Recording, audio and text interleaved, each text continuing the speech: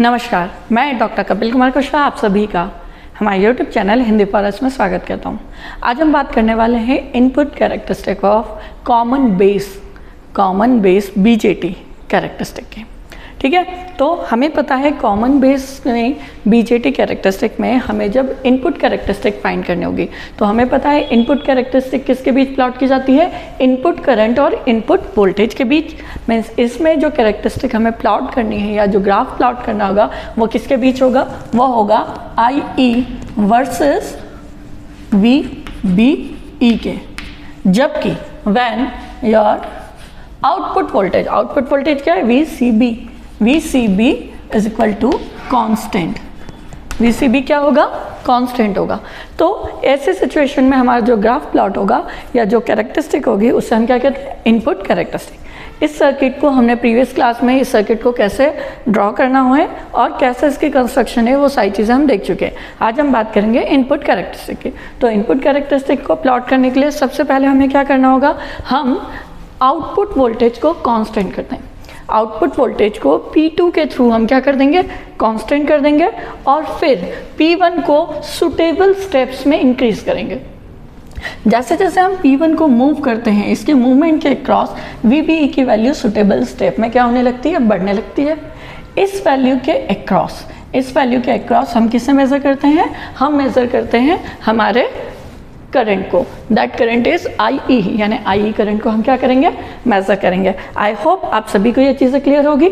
Now after that again जब हमारी value यानी VBE की मैक्सिमम वैल्यू के लिए हमें करंट मैक्सिमम मिल जाएगा, maximum value in the sense कि सुटेबल स्टेप में यहाँ पर क्या होगा, यहाँ पर 0.1, 0.2, 0.3 इस वे में, क्योंकि ये जंक्शन क्या है, फॉरवर्ड है। अगर ये सिलिकॉन होगा तो मैक्सिमम वोल्टेज कितना होगा, 0.7 पर ये जंक्शन क्या हो जाएगा, फॉरवर्ड बायस होगा, जिससे मैक्सिमम करंट फ्लो होने लगेगा। तो इस सिचुएशन में मैक्सिमम करंट मिल जाएगा।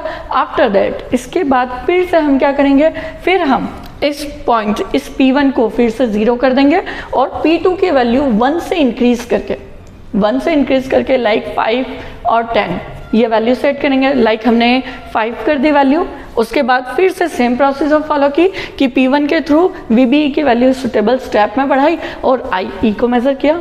नाउ नेक्स्ट फिर नेक्स्ट P2 की वैल्यू 5 से बढ़ाकर कितनी कर दी हमने, 10 कर दी और उसके रिस्पेक्ट में P1 को फिर से इंक्रीज करते जाएंगे स्टेप्स में और हमारा IE की वैल्यू क्या करेंगे, मेजर करेंगे। तो इस वे में हम क्या करते हैं, हम इस पर्टिकुलर कैरेक्टरिस्टिक को ड्रॉ करने के लिए इसके रीडिंग्स को नोट करते हैं। अब इस रीडिंग को जब हम कैरेक्टरिस्टिक कर्व पर प्लॉट करते हैं उसके कर्व को अब हम देखते हैं।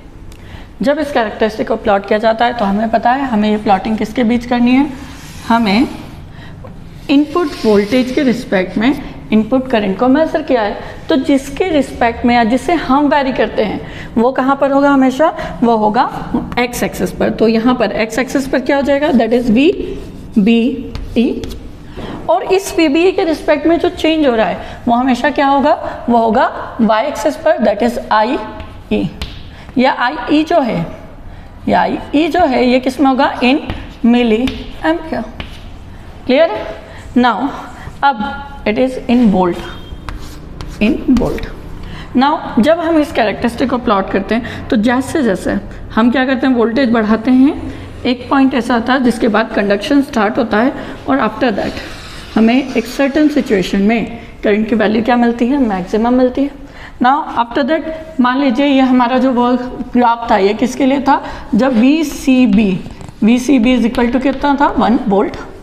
नाउ फॉर 5 वोल्ट तो हम फिर से जब ग्राफ प्लॉट करेंगे इट विल बी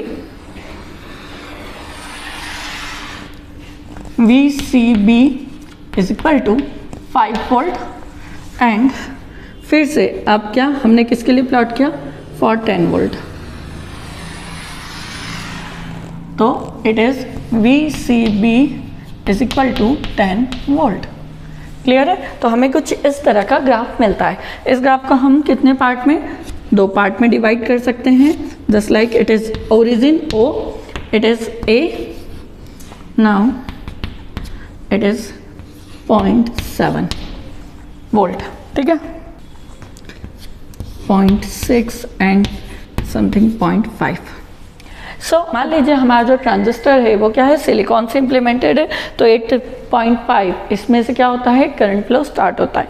सो ये हमारा क्या है, ये हमारा इनपुट कैरेक्टरिस्टिक का ग्राफ है। जब इस ग्राफ को थोड़ा हम एनालिसिस करें तो हमें कुछ चीज़ें समझ आती है। जैसे फर्स्ट ऑफ ऑल, जब 0 to A रीजन में जो फ्लो होने वाला करंट होता है वो क्या होता है, बहुत बहुत कम होता है। एक पॉइंट ए, हम ये कह सकते हैं कि पॉइंट ए के बाद ही हमारा क्या होता है, हमारा ट्रांजिस्टर वर्किंग करना स्टार्ट करता है। दैट इज़ वाई इस ए को हम क्या कहते हैं, नी वोल्टेज। इस ए को हम क्या कहेंगे, इस ए पर जो वोल्टेज होगा उसे क्या कहेंगे हम, नी वोल्टेज। अगर ये सिलिकॉन है तो सिलिकॉन के केस में इसकी वैल्यू कितनी होती है, 0.5।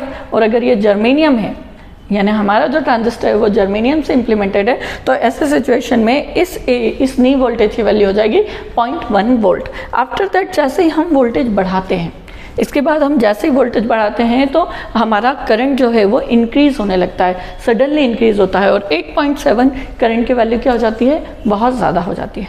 आफ्टर दैट जैसे ही हमने क्या किया, ये तो हमारा किसके लिए था, VCB की एक सिंगल वैल्यू के लिए। मान लीजिए ये किसके लिए था, 1 वोल्ट के लिए। नाउ आफ्टर दैट अब हम अगर आउटपुट वोल्टेज की वैल्यू VCB की वैल्यू इंक्रीज कर देते हैं, तो VCB की वैल्यू इंक्रीज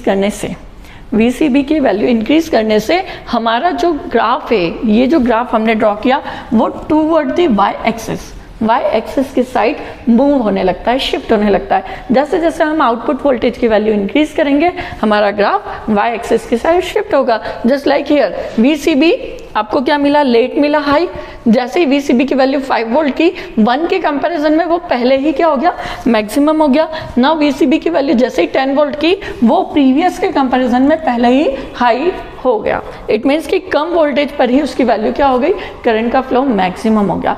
इस इफेक्ट को ही कहा जाता है अर्ली इफेक्ट और बेस विड्थ मॉड्यूलेशन। इस इफेक्ट को क्या कहा, अर्ली इफेक्ट या फिर बेस विड्थ मॉड्यूलेशन। आगे हम इसे और डिटेल में पढ़ेंगे कि ऐसा क्यों होता है। नाउ नेक्स्ट इज कि अब यहाँ पर अगर हम यहाँ पर AC इनपुट रेजिस्टेंस फाइंड करें, तो वो AC इनपुट रेजिस्टेंस क्या होगा, तो हमें पता है रेजिस्टेंस R क्या होता है, R is equal to V/I। अब अगर ये AC है तो it is change in V by change in I, RI।